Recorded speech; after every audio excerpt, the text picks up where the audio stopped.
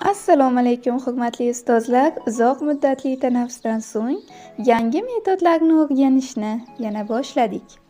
Bugungi o'rganmoqchi bo'lgan metodimiz "Meni tozala" deb nomlanadi. Bu metodni barcha fanlardan qo'llasangiz bo'ladi. 1-sinfdan tortib 11-sinf o'quvchilarigacha, universitet talabalarigacha qo'llash mumkin. Metod uchun sizga uyingizda tayyorlab olgan mavzuga aloqador bo'lgan so'zlar jamlanmasi yoki atamalar jamlanmasi kerak bo'ladi. Xo'p, metodni fanlarga moslab ko'ramiz. Misol uchun, adabiyot darsi siz Alisher Navoiyning hayot ijodini o'tmoqchisiz. Mana shu vaqtida Alisher Navoiyga oid barcha so'zlarni doskaga yozasiz. Yoki siz ingliz tili o'qituvchisiz va siz inglizcha mavzuga aloqador barcha ma'lumotlarni doskaga yozasiz.